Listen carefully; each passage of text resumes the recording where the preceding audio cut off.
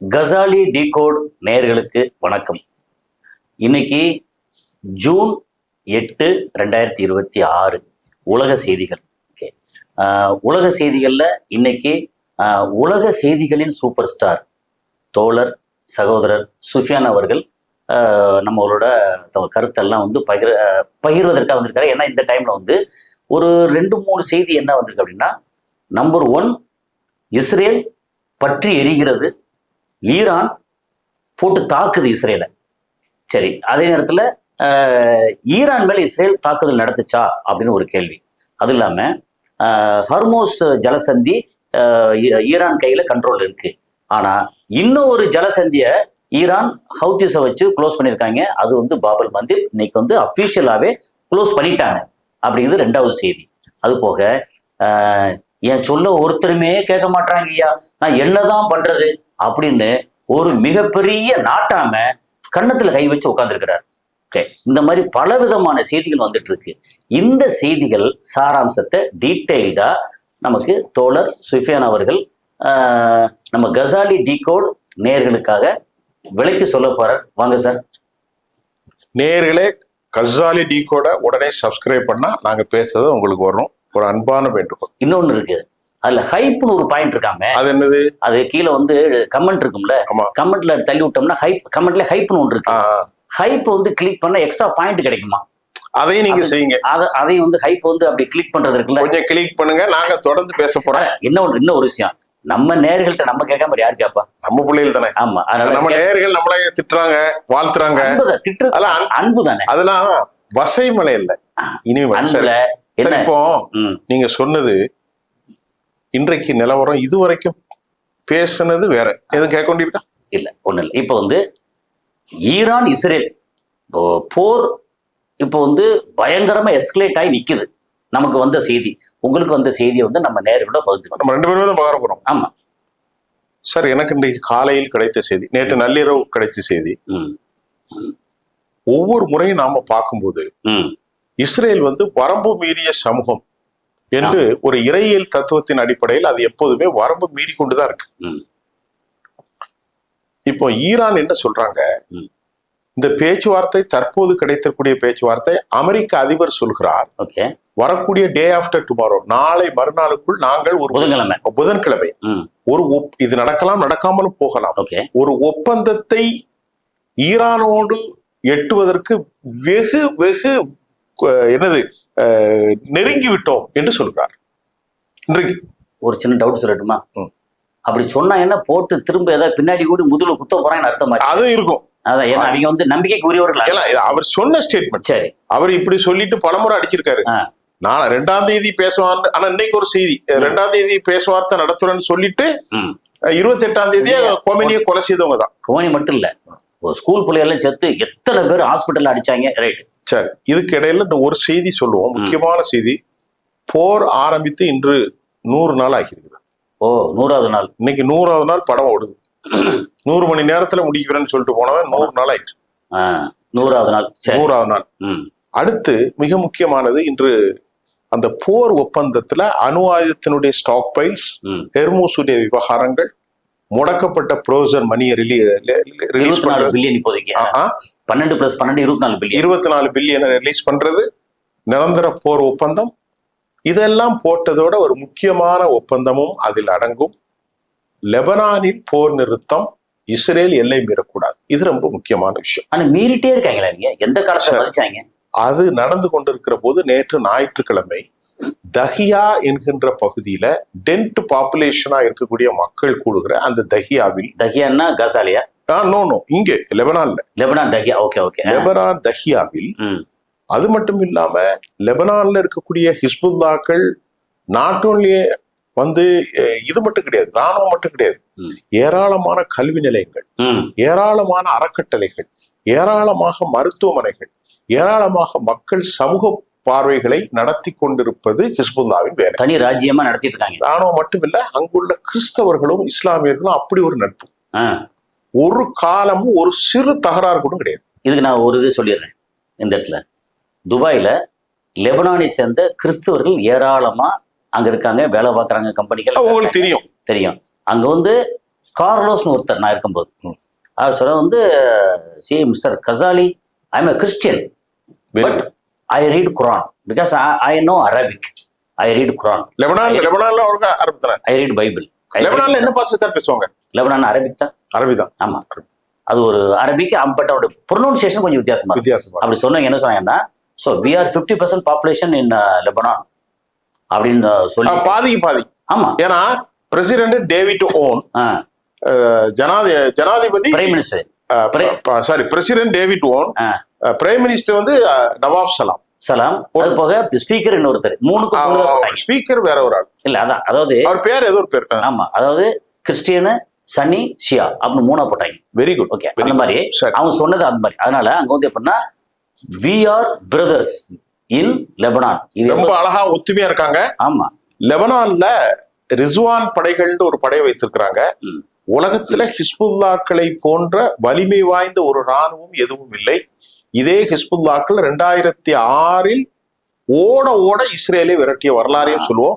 தற்போதைய போரில் fibre missiles அல்லது ஆர்பிஜி, அதாவது ஃபைபர் ராக்கெட் ப்ரொபல்டு கன், ஒரு அது மாதிரி ஒன்று ஆர்பிஜி வைத்திருக்கிறார்கள், மிசைல் வச்சுக்கலாம். இப்ப ஃபைபர் அட்டாக் ஒண்ணு பண்றாங்களாம். அதில் ஏராளமான சேதாரங்களை வடக்கு இஸ்ரேல் பெற்று சமீபத்தில் வடக்கு இஸ்ரேல் பயங்கரமான சேதாரம் கேள்விப்பட்டோம். அது வந்திருக்கு. இப்ப இஸ்ரேலுடைய சிக்கல் என்னவென்றால் ஒவ்வொரு நாட்டிலும் பஃபர் ஜோனை அவங்க உள்ள கொண்டு வச்சிருக்கிறது. சிரியாவுல பஃபர் ஜோன் இன்னும் இருக்கு. ஓகே, லெபனான்ல பஃபர் ஜோன் வச்சிருக்காங்க. பஃபர் ஜோன் என்ன? இடையக மண்டலம். அந்த முழுக்க அந்த பகுதிகளை அவங்களுடைய கண்ட்ரோல்ல கொண்டு வந்துருவாங்க. ராணுவம் அவங்க ராணுவம் இருக்கும். பஃபர் ஜோன்ல வந்து இஸ்ரேல் ராணுவம் இருக்கும். இஸ்ரேல் ராணுவம் வந்து அந்த இடையக மண்டலத்தை வச்சு அங்க உள்ள யாரும் போக கூடாது. அவங்களே ஒரு அட்மினிஸ்ட்ரேஷன். இது அநியாயம் இல்லது. ஆமா, இல்ல அநியாயம் பண்றது தானே அவங்களோட வேலையை. சரி, எடுத்து ஹிஸ்புல்லா வந்து தனியா, அதாவது லெபனான் ஒரு தனி தேசம், ஒரு சாவரின் கண்ட்ரி. அதற்கு ஒரு நேசன் இருக்கிறது, ஒரு ராணுவம் இருக்கிறது, எல்லாமே இருக்கு. இவன் என்ன பண்றான், அங்குள்ள மக்களை 10 லட்சம் பேரை வெளியேற்றிட்டான்.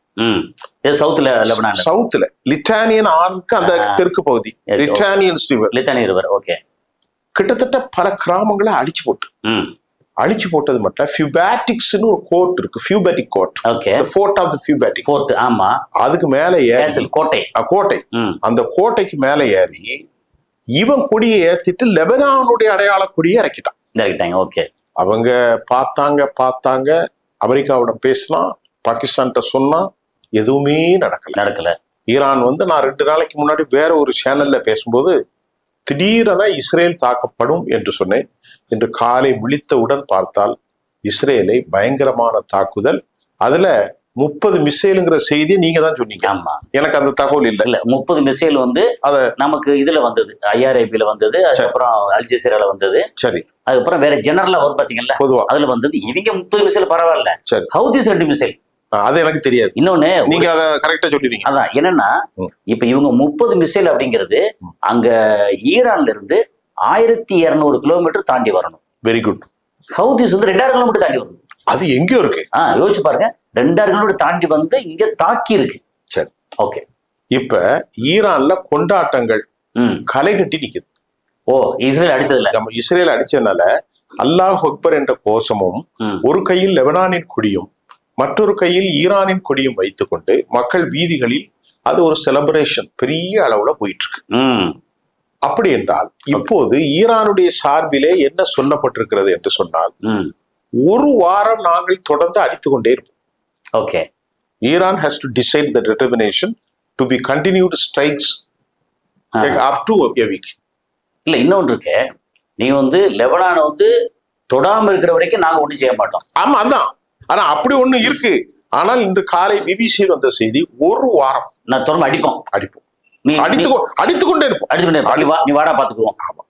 இதுக்கிடையில நம்முடைய மகாகணம் பொருந்திய அமெரிக்க அதிபர் சொன்னமே, எவ்வளவு பெரிய ஆள் வந்து கண்ணத்துல கை வச்சு உட்காந்துக்கார ஒருத்தர் ஐயா அவர்கள் பெஞ்சமினுக்கு போன போடுறாரு. சரி, பெஞ்சமினே, அவன் ரிட்டாலியேட் பண்ணாத, அவன் அடிச்சாலும் அமைதியா இருக்கு. 2 நாளைக்கு அமைதியா இருக்கு. சரி, யார்கிட்ட போய் நீங்க கொஞ்சம் முன்னாடி கூட நம்ம பேசியிருக்கோம், அமெரிக்கா வந்து எவனையுமே இப்படி அமைதியா இருந்து சொன்னதில்லை. ஆமா, லூப் ஹோல் கிடைச்சா உள்ள பூந்து நரசாக்கி போடும். எவ்வளவு பெரிய நாட்டாம, எவ்வளவு பெரிய ஆள். இவன் வந்து சாதாரண காட்டாம நாட்டாம கெஞ்சுது. அப்படிப்பட்ட அமெரிக்கா சொல்லுகிறது பெஞ்சமின்டை, ஏ பெஞ்சமினே, வம்ப விலைக்கு வாங்கிறாத, கொஞ்சம் பொறுமையா இருப்பா.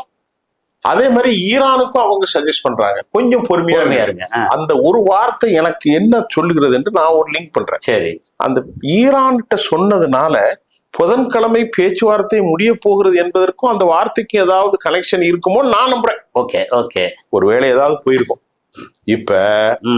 இப்போ நல்ல மொத்தமா வாங்கினது எங்கண்டா ஜெருசலம்.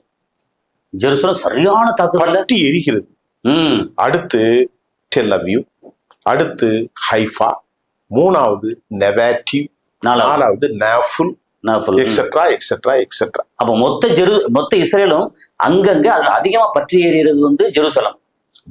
அடுத்த லெவல்ல டெல் அவீவ், அப்புறம் ஹைஃபா, அப்புறம் நெவாட்டிவ், நௌஃபல் எல்லாமே. ஆனால் இஸ்ரேல் சார்பில் நாங்கள் அனைத்தையும் தடுத்து விட்டோம் என்று சொல்கிறார்கள். அது வழக்கம் போல பேச்சு. இப்ப இது வரைக்கும் சண்டைகளுக்கு இல்லையா அந்த சட்டம் எங்க இருக்கு? இது வரைக்கும் எப்பவும் அவங்க அப்படித்தான் சொல்லுவாங்க. போன 2025 இன்னைக்கு வரைக்கும் படங்கள்லாம் வந்துச்சு, இஸ்ரேல் எப்படி கிழிஞ்சு தொங்குச்சுன்னு பயங்கரமா. அப்புறம் இன்னொன்னு, ஒரு 2 நியூட்ரல், அதாவது நியூக்ளியர் தளங்கள்ல 2 பேர் வச்சுல, அதான் டிமோனா அண்ட் அராது அங்க எவ்வளவு பேர் செத்துருக்காங்க தெரியுமா? 100 பேர் செத்தாங்க. அதுல யார் தெரியுமா? அவ்வளவு சயின்டிஸ்ட், அவ்வளவு பேர். அதாவது அராதுல அடிச்சதுல அவ்வளவு பேர் சயின்டிஸ்ட். அவங்க தானே இருப்பாங்க. டிமோனால வந்து அடுத்து வந்து கிளம்பி அந்த வந்து மிசைல வச்சு அங்க கிளப்பி கொண்டு வர முடியாத அளவுக்கு அடிச்சாங்க அங்க. முடிஞ்சுதா? சோ இப்படிப்பட்ட மோசமான சூழ்நிலையில இன்னைக்கு ஒரு செய்தி வந்திருக்கு. அதை நான் உங்கள்கிட்ட கேட்கிறேன். சரி, ஈரானை இவங்க அடிச்சிருக்காங்க, ரிட்டாலியேஷன் அடிச்சிட்டாங்க. ஆமா, கிட்டத்தட்ட ஏர் ஸ்ட்ரைக்ல 20 விமானங்களா என்னன்னு தெரியல. உங்கள்கிட்ட தகவல் இருக்கா? இல்ல, விமானம் நிறைய. எத்தனை விமானம்? அதுல இஸ்பஹான் 1, தெஹ்ரான் 1. ஓகே, இன்னொரு நகரம் பேரு மறந்துட்டேன், கராஜ்னு ஒன்று இருக்கு. சரி, ஓகே, 3வது கராஜ். இன்னொன்னு ஏதோ சொன்னாங்களே, நெஹ்தாவா, ஏதோ நெஹ்தாவா. சரி, பரவாயில்ல. அதான் ஒரு மொத்தம் டெஹ்ரானு, இஸ்ஃபஹானு, கராஜ், இன்னொன்னு இன்னொரு பேர் நெஹ்தாப்னு ஏதோ. சரி, பரவாயில்ல. நம்ம நேயர்கள் அதை பத்தி பிரச்சனை இல்லை, நம்ம தெரியாட்ட அடிச்சிருக்காங்க. அதுல வந்து இவங்களோட இந்த ஒரு பில்டிங் இருக்கு இல்லையா, அது வந்து டிஃபென்ஸ் சம்பந்தப்பட்ட ஒரு அலைடு பில்டிங். அது யாருக்கு? ஈரான்ல தெஹ்ரான்ல அந்த பில்டிங் வந்து தாக்கப்பட்டிருக்கு. தாக்கப்படும். இன்னொரு செய்தி நான் அவசரமாக அதை படிக்க முடியவில்லை. சரி, லண்டனில் இருந்து வந்த செய்தி. அவருடைய செய்திகளை நான் தொடர்ந்து பண்றேன். அவர் இன்டர்நேஷனல் எக்ஸ்பர்ட்ஸ். அவர் என்ன சொல்றாருன்னா, இஸ்ரேலுடைய விமானம் ஒன்று தாக்கப்பட்டிருக்கிறது, அழிக்கப்பட்டிருக்கிறது. அதுக்கு ஈரானுடைய சொந்தமாக self mat air defence system. அதன் பேரு கிசம் ஏதோ ஒரு பேர் வந்து ஏர் டிஃபென்ஸ் சிஸ்டம். சிஸ்டத்துல இருந்து அடிச்சு ஏற்கனவே அவன் சொந்த இதை வச்சுதான் ஏற்கனவே SU-300 SU-400 கையில வச்சிருக்கான். அது ரஷ்யாவோடது ஏர் டிஃபென்ஸ் சிஸ்டம். அது இல்லாம ரிவர்ஸ் இன்ஜினியரிங் பண்ணி சொந்தமா வேற தயாரிச்சுட்டான். ஏன்னா இவனை முழுசா நம்ப முடியலன்னு அதுக்கப்புறம் சொந்தமா சேட்டலைட் விட்டுருக்கான். யாரு? ஈரான். எல்லாம் வச்சு சொந்த ஏர் டிஃபென்ஸ் சிஸ்டத்தை வச்சு அழகா F-35 2 தான் தாக்கியிருக்காங்க. ஓகே, சொந்த இதை வச்சு. நான் வந்து திரும்ப செக் பண்ணி பார்த்தேன், அது எப்படி சொந்த இதை வச்சு F-35 வந்து எதுலயும் அடங்காதாச்சு அப்படின்னு சொல்லி. ஆனா ஸ்டெல்த் அது மேல இன்னொன்னு சொன்னாங்க, ஒரு பெயிண்ட் அடிச்சிருக்காங்க, கருப்பு பெயிண்ட். அந்த பெயிண்ட் வந்து இந்த ரேடார் ரேஸ் வருது இல்லையா, ஓகே, லேசர் ரே, அந்த ரேஸுக்கெல்லாம் காணாம கண்ணாமூச்சி காட்டிட்டு போயிடும். ஆனா அதை நம்ம கையால தொட்டா கூட அந்த இடம் பளிச்சுன்னு தெரியும் அப்படின்னு என்னென்னவோ பயங்கரமான பில்டப். எல்லாத்தையும் காலி பண்ணிச்சு. அது என்ன? F-35 காலி, F-18 ஹார்னட் காலி. ஆமா, அப்புறமா F-22 ராப்டர் இது காலி. ராப்டர் அடிச்சாங்க. அப்புறம் F-15 3 காலி. ஈகிள். அப்புறம் F-16 காலி. அப்புறம் KC-135 காலி.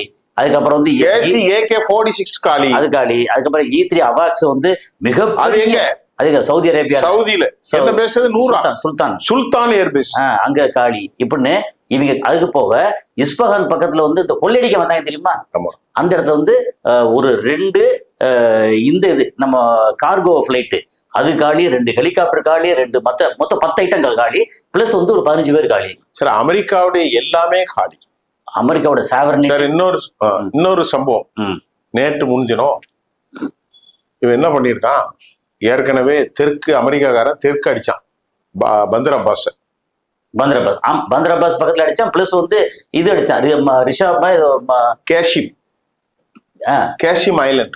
காசிம் ஐலண்ட். காஷிம் ஐலண்ட்ல அங்கதான் கொசுப்படைகள் போட்டு ஆகப்பட்டதற்கு ரேடார் சிஸ்டம், ஒட்டுமொத்த ஈரானுடைய இந்த எதிரிகளை கண்காணிக்கக்கூடிய சிஸ்டம் அங்க இருக்கு. பெரிய ராணுவ தளங்களும் அங்க இருக்கு. அத போட்ட உடனே நிலை குலைந்த ஈரான் டென்ஷன் ஆகி குவைத்த காலி பண்ணான். ஆமா, அப்பதான் குவைத்த ஃபுல்லா காலி பண்ணது. குவைத்த போட்டானா, குவைத்த போட்ட உடனே இவன் வந்து என்ன பண்ணிட்டான், வந்து குவைத்துல அமெரிக்கர்கள் நிறைய பேர் இறந்து போயிட்டதாக கேள்வி வருது. தகவல் பஹ்ரைன்ல 5th ஃபிளீட்டே அடிச்சிருக்காங்க. ஒரே டைம்ல 3 அடிச்சிருக்காங்க. Kuwait, Bahrain, UAE. அந்த குவைத்து ஏர்போர்ட் கலைபுரத்துல இங்க பஹ்ரைன் அடிபட்டதும் வெளியே தெரியல. யுஏஇ வந்து அடிபடல, ஆனா நிறைய வந்து இன்டர்செப்ட் பண்ணிட்டாங்க. குவைத்துல 13 பாலிஸ்டிக்ஸ் ஏவுகணைகளையும் 16 ட்ரோன்களும் பயன்படுத்தப்பட்டது. மொத்தம் 11 விமானங்கள், 37 அதான் விமானம், மொத்தம் 37 ட்ரோன் அண்ட் மிசைல் பிளஸ் விமானங்கள். பரவாயில்ல. இப்ப அதுக்கு என்ன பண்ணிட்டான் இவன் அடிச்சவன, அவன் என்ன பண்ணிருக்கானா, ஹாமுராபி நீங்க கேள்விப்பட்டிருப்பீங்க. ஹமுராபி. ஆமா, ஹமுராபி. ஓகே. கண்ணுக்கு கண் பல்லுக்கு பல். ஆமா, அதே தத்துவம் தான் இப்போ ஈரான். இவர்கள் முன்னால் உள்ள பெர்ஷியர்கள். அதே மாதிரி பாபிலோனியர்களுடைய தத்துவத்தை பெர்ஷியர்கள் இப்பொழுது பின்பற்றுகிறார்கள். எந்த அளவிலே அடிக்க வேண்டுமோ அதே அளவு. நீ கண் எடுத்தா நான் கண் எடுப்பேன், நீ கால் எடுத்தா நான் கால் எடுப்பேன். இது எப்ப வந்து தெரியும்ல, முகமது நபி பீரியட்ல உள்ளது. ஆமா, அது சரி. இப்ப அடுத்து என்னன்னா, இன்னொரு விஷயம். நேத்து ஒரு சம்பவம் நடக்குது. பெரிய பில்டப் பண்ணாங்க இல்லையா, யுஎஸ்எஸ் ஆப்ரஹாம். ஆமா, USS Gerald R4, ஸ்ரீஃபோலி R4, USS Santos, இப்படி சொல்லிக்கிட்டே இருக்கும். Carney Wilson US. இதுல ட்ரிப்போலின்னு ஒண்ணு வந்து நின்றுக்குது. ஓகே. மத்தெல்லாம் காணும். ஆப்ரஹாம் லிங்கனை காணும். 1000 கிலோமீட்டர் தாண்டி போயிடுச்சுனாங்க. கரிபியன் போயிருச்சாங்க. எரிஞ்சிச்சு பின்னாடி, ரொம்ப எரிஞ்சிருக்கு. இப்ப அந்த ட்ரிப்போலியை கொண்டு நிறுத்தி ட்ரிப்போலியுடைய கண்ட்ரோல்ல 2 விதத்தை உள்ள அனுப்புறான். முந்தானத்து நைட், நேத்து நைட் என்ன அனுப்புறாங்க? அது டெஸ்ட்ராயர் கப்பல். ஒண்ணு வந்து யுஎஸ்எஸ் DGG 103 ஒண்ணு. ஓகே. இன்னொன்னு யுஎஸ்எஸ் DGG 107. 2 டெஸ்ட்ராயர் கப்பல் உள்ள அனுப்புறோம்னா அடிச்சு காலி பண்ணிட்டான் ஹர்மோஸுக்கு. ஆமா ஆமா, ஹர்மோஸ் தான் அவ்வளவு வச்சிருக்காங்க. எப்படி அடிச்சு அடியில ட்ரிப்போலி ஓடிட்டான். அவனே டெஸ்ட்ராயர் கப்பலே அந்த அடி அடிக்கிறான், நம்மள சும்மா விடுவானா? ட்ரிப்போலி நைஸா நவுட்டான். எனக்கு சம்மந்தம் இல்லைன்னு. இதெல்லாம் செய்திகள் சார். இதெல்லாம் நாம வந்து ஜோக் அடிக்கிறதுக்காக. ஏன்னா இதையெல்லாம் ஒரு விஷயம், இதையெல்லாம் கோவப்பட்டா, அமைதியா இருக்கிறவங்க கோவப்பட்டா என்ன ஆகும் சார்? ஒரு விஷயம் சார், இல்ல நான் உங்கள்கிட்ட இப்ப கேக்குறேன். அமெரிக்காவை இதுவரைக்கும் நான் நினைக்கிறேன், அமெரிக்காவினுடைய மிகப்பெரிய விமானங்கள் B-2 பாம்பர்ஸ், B-252, நீங்க சொன்ன மாதிரி F சீரிஸ்ல உள்ள அனைத்து பிளைட்டுகளும், மிகப்பெரிய கார்கோ பிளைட்டுகள், இதெல்லாம் பார்த்த உடனே உலகம் வந்து ஒரு மாயையில தான் இருந்திருக்கு. ஆஹா, என்னடா இது இவ்வளவு பயங்கரமா வச்சிருக்கான், ஸ்டெல்த் விமானங்கிறான், பெனிட்ரேஷனுங்கிறான், எலக்ட்ரானிக்ஸ் வார்ஃபேருங்கிறான், மயக்க நிலையில வாமிட் எடுத்து ரத்த வாந்தி கக்கி செத்து போவான்னு பண்ணி போடுறான். ஏய், நம்ம ஊர்ல இவன் இருக்கானே, எவன் குடுகுடிக்காரன் இல்ல சார், இந்த இலைய போட்டு கீரியும் பாம்பு எடுப்பாங்க. அது என்னது செய்வானோல, இந்த ரோட்ல உட்காந்து செய்வானோல, ரத்த வாந்தி எடுத்து செத்துறாங்க போயிடறாங்க, எல்லாத்தையும் திரும்பாதீங்க, பாக்கெட்ல உள்ள போறீங்க போடுங்க. அந்த மாதிரி அவன் செஞ்சான். எங்க வெனிசுலாவுல நிக்கோலஸ் மதுராவை எடுக்கும்போது ரத்த வாந்தி எடுக்க வச்சான். அமெரிக்கா எலக்ட்ரானிக்ஸ் அந்த இதுல லேசர் மாதிரி ஒண்ணு கொடுத்தா அந்த தொழில்நுட்பம் எங்களுக்கு தெரியும்ட்டான். இன்னைக்கு அத ஒண்ணுமே இல்லாம 47 வருஷம் சோத்துக்கு வழி இல்லாம பட்டின கிடந்த ஒரு நாடு, தாநாட்டுல இருக்கக்கூடிய எண்ணெயை விற்க முடியாம, நம்ம ஊர்ல ஒரு பழமொழி சொல்லுவான், கஞ்சில கிடக்கிற ஈ எடுத்து போட்டு சாப்பிட முடியாத அளவுக்குள்ள ஒரு சின்ன நாடு, 25 பில்லியன் கூட செலவு பண்ண முடியாத ஒரு நாடு. இன்னைக்கு அவன் சொல்றான், ஏன்பா என்னுடைய உழைப்பில் வந்து அந்த 24 பில்லியன் முடக்கி வச்சிருக்கேன், அது உனக்கு சின்ன தொகை, எனக்கு அது பெரிய தொகை. இப்படிப்பட்ட ஒரு நாடு மலைகளை குடைந்து 20-30 ஆண்டுகளில் அமெரிக்கா கடைசியில வந்து காலில் உள்ள வச்சுட்டான். முடிஞ்சு போச்சு. நான் சொன்னது தப்பா ரைட்டா? நீங்க கரெக்டா. அமெரிக்கா வந்து உண்மையிலேயே டோட்டலி டிஃபீட்டட். இந்த பக்கம் முதல்ல இன்ட்ரோடக்ஷன்ல சொன்ன தெரியுமா, ஒரு பெரிய மனுஷன் வந்து கன்னத்துல கை வச்சு உட்காந்துருக்கான் அப்படின்னு சொல்லி, அது யாரு? ட்ரம்ப் தான். இங்க வந்து எப்பா இன்னும் 2 நாள்ல வந்து நம்ம அக்ரிமெண்ட்டை ரீச் பண்ணிடுவோம் அப்படின்னு இங்க கெஞ்சிரான். அங்க வந்து எப்பா நெதன்யாகு ஒரு 2 நாள் வெயிட் பண்ணு, அக்ரிமெண்ட் ரீச் ஆக போறோம். அவன் ஈரான் வந்து ஒன்னு அடிச்சா கூட கொஞ்சம் அமைதியாரு அப்படின்னா போயா கரடு அப்படின்னு சொல்லிட்டு இவன் வந்து அடிக்கிறான் இங்க. தி கார்டியன் ஒரு தலைப்பு போட்டிருக்கு. இது வரைக்கும் யாருக்கும் தெரியாது. ஓகே, அமெரிக்கா தோற்றது. இல்ல அது அமெரிக்கா தோத்துக்கு ஏகப்பட்ட இடத்துல நிறைய சொல்லி முடிச்சிட்டாங்க. கடைசியில் இல்ல ட்ரம்ப் அட்மினிஸ்ட்ரேஷன்ல சாதாரணமா நம்மளோட மாலை முரசு போட்டா பரவாயில்ல. ஆனா தி கார்டியன் போடுது யுஎஸ் டிஃபீட்டட். அது எல்லாம் முடிச்சா இப்ப வந்து என்ன சொல்றாங்கன்னா இஸ்ரேலை பத்தி, இஸ்ரேலுக்கு 80% தண்ணீர் வெஸ்ட் பேங்க்ல இருந்து வருது. எங்க இருந்து? வெஸ்ட் பேங்க்ல இருந்து. இங்க வெஸ்ட் பேங்க்னா நம்ம மேற்கு கரை யாரு? பாலஸ்தீன இடத்துல இருந்து வருது. மக்கள் இடம் என்ன? அங்கதானே செட்டிலர்ஸ் கொண்டு வைக்கிறாங்க. 80% மொத்த இஸ்ரேலுக்கான தண்ணீர். அதுக்கப்புறம் வெஸ்ட் பேங்க்ல பார்த்தோன்னா 1 ட்ரில்லியன் கியூபிக் மீட்டர் இது இருக்கு, நேச்சுரல் கேஸ் இருக்கு. அது இல்லாம லித்தானியா ரிவர்ல இருந்து தண்ணி தேவைப்படுது. அது செழிப்பான. அப்புறம் இங்க மேல வந்து கோல்டன் ஹைட்ஸ் இருக்கு இல்லையா, கோலன் குன்றுகள். அங்க இப்படி எல்லா இடமும் பிடிச்சி வச்சுட்டு பிடிக்க ட்ரை பண்ணிட்டு நீ சொல்ற வந்து அவன் வந்து தீவிரவாதின்னு சொல்லி நீ யாரா அப்படின்னு சொல்லி டீட்டெயில் வந்து பக்கமா எழுதுறாங்க இஸ்ரேலை பத்தி. ஸோ மொத்தத்துக்கு இஸ்ரேல் திருப்பி அடிச்சிருக்காங்க. ஆனாலும் ஈரான் வந்து சளைக்காம போட்டு அடி அடிச்சுக்கிட்டு இருக்காங்க. இப்ப ஏற்கனவே முன்னாடி சொன்னோம், அதாவது ப்ரீஎம்டிவ் ஸ்ட்ரைக்குக்காக ஈரான் ரெடி ஆயிட்டுன்னு சொன்னோம். இப்ப ஹவுதிஸ் அடிச்சாங்கல்ல, இப்ப திரும்ப வந்து இங்க ஹிஸ்புல்லா கையில வந்து எக்கச்சக்கமான ஆயுதம் இருக்கு. இவங்க ஹமாஸ் கையில பெருசா இல்ல இருக்க மாதிரி தெரியல, ஹிஸ்புல்லா கையில நிறைய இருக்கு. ஹிஸ்புல்லானா ஃபைபர் ஏதோ ஒன்னு வச்சிருக்காங்க, அத பத்தி நம்ம டீடைலா அப்புறம் பேசுவோம். இருக்கு. இதெல்லாம் வந்து மொத்தத்துக்கு தூங்க விடாம போட்டு அடின்னு அடிக்கிறது போக நெதன்யாவுக்கு வந்து உடம்புக்குள்ள வந்து அது வேற கிச்சு மூட்டுது, கேன்சரோட செல்கள். ஆனா இன்னொன்னு, இவ்வளவு உயிர்களை சாகடிச்சிருக்கானே, நான் என் மனசுல இன்னைக்கு ஒண்ணு பட்டு செய்தியை தாண்டி போடுங்க. பொதுவாக சொல்லுவார்கள், பிள்ளைகளுடைய பாவம் இருக்கு பாருங்க, அந்த 180 வயசு அந்த பிள்ளைகளை சாகடிச்சான்ல, அந்த பாவம் இருக்குல்ல, அது ஒருபோதும் அமெரிக்காவுடைய கடைசி அத்தியாயம் அதுலதான் முடியுது. அமெரிக்காவுக்கு நீங்க திருப்பி குறிச்சு வச்சுக்கிடுங்க, வரலாற்றுல சில சம்பவங்கள் அவருடைய கடைசி புள்ளியா இருக்கும். அமெரிக்காவினுடைய ராணுவ சரிவும் நிலை குலைத்து போகிற அந்த நாட்டின் சரிவு எப்போது அந்த டொமஹாக் ஏவுகணைகள் மூலம் பச்சிலம் குழந்தைகள் 170 பச்சை பிள்ளைகள் அப்படியே செதறி கிடக்கு. இதுதான் அமெரிக்காவின் அழிவுக்கு அவர்களை தேடிக்கொண்ட நாசம். அதே மாதிரி இஸ்ரேல் வந்து அங்க காசால அடிச்சாங்க, அது 81,000 பேர். அது அப்போ அந்த கர்ப்பிணி பெண்கள் அதுன்னு சொல்லி அடிச்சாங்கல்ல, அவனோட அழிவுக்கு அது ஒரு காரணம், அமெரிக்காவோட அழிவுக்கு இது ஒரு காரணம் அப்படின்னு எல்லாம் அழிவோடு சபிக்கப்பட்டவர்கள். ஆமா, இப்ப ஆயிடுச்சா. இப்போ இதுல மொத்தத்துக்கு நம்ம சொன்ன டைட்டில் முதல்ல சொன்னோம் இல்லையா, ஒருத்தன் கணத்துல கை வச்சு உட்காந்துருக்கான். யாரு? ட்ரம்ப். அவன் பேச்ச வந்து நெதன்யாவும் கேட்கல, ஈரானும் கேட்கல, 2 பேரும் கேட்க மாட்டாங்க, கேட்கல. அதுக்கப்புறம் ஈரான் வந்து திருப்பி பெரிய ஸ்ட்ரைக் அடிக்கிறதுக்கு எல்லா விதமான ஏற்பாடும் பண்ணிட்டு இருக்காங்க.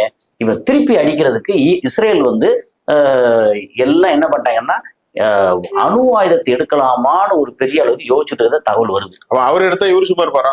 இவன் கையில வந்து அணு ஆயுதம் இல்லைன்னு சொல்லிட்டு இருக்காங்க. இல்லன்னு எப்படி சொல்றாங்க? இருக்கும், இருக்கலாம், அது யாருக்கு தெரியும். சோ இதுதான் மேட்ரு.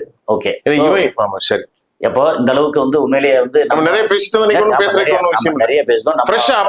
நல்லா இருக்கும். ஆமா, அது என்னென்ன நடந்துகிட்டு இருக்கோ, என்ன எஸ்கலேட் ஆயிட்டு இருக்கு, என்ன ஒரு விஷயம். நான் வந்து இங்க துபாயில பேசும்போது, நண்பர்கிட்ட பேசும்போது, துபாய் பயந்து போய் கிடக்கு. அதுக்கப்புறம் எந்த பிளைட் இருக்குல்ல, இப்போ ஊருக்கு வரணும், அடுத்து வந்து ஜூலை ஆகஸ்ட்ல வந்து பொதுவாக நம்ம இந்தியர்களுக்கு அங்க வந்து ஸ்கூல் வந்து சம்மர் வெக்கேஷன் அப்படின்னா நம்ம ஊர்ல ஏப்ரல் மே மாதிரி அங்க ஜூலை ஆகஸ்ட். ஓகே, அப்ப அமெரிக்காவிலே அதே மாதிரி தான். ஜூலை ஃபர்ஸ்ட் வீக்ல நிறைய ஃபிளைட்ல ஆட்கள் வரணும், ஃபிளைட் கிடைக்கல, ஏன்னா நிறைய ஃபிளைட் கேன்சல். அதுக்கப்புறம் இப்போ வந்து புக் பண்ணாதீங்க, வெயிட் பண்ணுங்கன்றாங்களாம். எல்லாம் நம்ம மக்கள் அங்க வந்து துபாயில பயந்து போய் கிடக்காங்க, பயந்துருக்காங்க. என்னன்னா இப்ப இஸ்ரேல் அடிக்கிறாங்க. ஓகே, இஸ்ரேல் வந்து திருப்பி இங்க அடிக்கிறான். மாத்தி அடிக்கும் போது அமெரிக்காவோட தளங்கள், இஸ்ரேல் சம்பந்தப்பட்ட நிறைய நிறுவனங்கள் துபாயில இருக்கு, எல்லாத்தையும் போட்டு தாக்கணும்னு நினைச்சுவீங்க. ஆனா துபாய் மாற்ற வேண்டிய ஆள்கள் தான். ஏன் தெரியுமா? இல்ல, ஏன்னா அவங்க வந்து வெளிப்படையாக இஸ்ரேலுகளுக்கும் அமெரிக்கர்களுக்கும் ஆதரவு கொடுக்கறதுனால ஈரான் வந்து அடுத்த கட்ட துபாயே அடிக்கலாம். துபாய் மேல பயங்கர காண்டில் இருக்காங்க. ஏன்னா துபாய்ன்னு சொன்னா நம்ம யூஏன்னு தானே பேசணும். யூஏ பட் மெயினா துபாய். அதனால நம்ம இந்தியாவில இருக்கிற கொஞ்ச நாளைக்கு இங்க வந்துடுறது நல்லது. இல்ல வர முடியாது. இல்ல இது எப்படி பார்த்தாலும் 40 லட்சம் பேருக்கு மேல இருக்காங்க அங்க. ஆனா அவங்களுக்கு எந்த பத்த பாவமும் செய்யாதவர். ஏன்னா அங்க வந்து துபாயில இருந்து நிறைய அரப்ஸ் எல்லாம் வெளியே போயிட்டாங்க, அபுதாபிலையும் ஒரு நிறைய வெளியே போயிட்டாங்க, இந்தியன் பாகிஸ்தானி. சரி, இப்ப துபாயில இருந்து அடுத்த உங்கள்கிட்ட கேட்டா தெரியும், நம்ம நிகழ்ச்சி கொஞ்சம் போகுது. ஓகே, பக்கத்து ஊர் எந்த ஊர்? துபாய் பக்கத்துலன்னா 10 நாடு. நாடா? ஆ. துபாய்க்கு பக்கத்துல மேல போனா பக்கத்துல பஹ்ரைன் இருக்கு, சவுதி அரேபியா இருக்கு. சரி, சவுதி அரேபியாவுக்கு கார்ல போய் அங்கேருந்து பிளைட் பிடிக்காதா? போகலாம், போலாம்ல. போகலாம். அது அங்கேருந்து பிளைட் பிடிச்சு வரலாம். ஆனா சவுதிக்கு துபாய்க்கு ஆகாத. எப்படி? நிறைய பயங்கர கான்ட்ராடிக்ஷன், ரொம்ப கான்ஃபிளிக்ட் இருக்கு. இல்ல சார், கொஞ்சம் தப்புறவங்க. அப்புறம் நான் தெரியாம கேக்குறேன். விசா வந்து துபாய் விசா, நீங்க சவுதிக்கு எப்படி போவீங்க? விசா வேணும்ல. ஓ, அப்படி சிக்கல் இருக்கு. ஆமா, எப்படி பண்ணாலும் இப்போ விசா கொடுத்துருக்கிறது இந்தியா பாஸ்போர்ட், துபாய் விசா, அதாவது யுஏஇ விசா. ஓகே, யுஏஇல எங்க வேணாலும் போய்க்கால வந்துக்கிறலாம். நீங்க அங்க இருந்து சவுதி அரேபியா போகணும்னா விசா வாங்கணும். இல்ல, அதான் சவுதிக்கு விசா வாங்கிட்டு போய் சவுதில இருந்து பிளைட்ல இந்தியா தப்ப முடியாதா? போகலாம், போகலாம். எவ்வளவு பேர் போவீங்க? என்ன எவ்வளவு பேர் இருக்கிறதெல்லாம் லேபர்ஸ் நிறைய. அவங்களுக்கு பாவம். எங்க இருக்கிற இடத்த வந்து சோனாப்பூர் ஒரு ஏரியா இருக்கு, அல்கோஸும் ஒரு ஏரியா இருக்கு, லேபர் ஆணு உட்கார்ந்து இருக்காங்க. அவங்களுக்கு எதுவும் தெரியாது. என்ன போட்டாயின்னு சொல்லி முடிஞ்சு. பெரிய பாவம். அதனால துபாய் வந்து அங்க நம்ம மக்கள் பயந்து போய் கிடக்காங்க. இன்னைக்கு இந்த ஈரான் இஸ்ரேல் போர்ல யுஏஇ முக்கியமா பயந்து போய் கிடக்காங்க. நம்பர் 2 வந்து இவங்க இன்னும் குவைத்து பயந்து போய் கிடக்காங்க. Saudi Arabia ஈரானோட கைகோர்க்கிறாங்க. ரகசியமா போயிட்டு இருக்கு. இல்ல, வெளிப்படையா சொல்லிட்டாங்க. வெளிப்படையா போயிட்டு சொல்லிட்டாங்க. சரி, இப்போ நீங்க சொன்ன நிகழ்ச்சிக்கு இடம் வந்துடும். இப்ப நம்முடைய உயிர்களுக்கு இந்த பாதிக்கப்பட்ட மக்கள், அவங்க தாய் தந்தைகள்லாம் இந்தியால இருப்பாங்க, குழந்தைகள்லாம் நம்மள நிறைய பேர் பாக்குற காரணம். அதனால இறைவன்ட்ட பிரார்த்திப்போம். அவ்வளவுதான். இந்த மக்கள் ஒரு சேஃபா வந்து சேர்றதுக்கும் உலகம் முழுவதும் ஒரு அமைதி வர்றதுக்கும் நம்ம எல்லாம் வல்ல இறைவன்ட்ட பிரார்த்தித்தவனாக இந்த நிகழ்ச்சி முடியும். ரொம்ப நன்றி. இந்த அளவுக்கு வந்து நம்ம மக்களுக்கு எல்லாம் அப்பப்போ அப்டேட் கொடுக்கறதுக்கும் இதுக்கும் ரொம்ப நன்றி.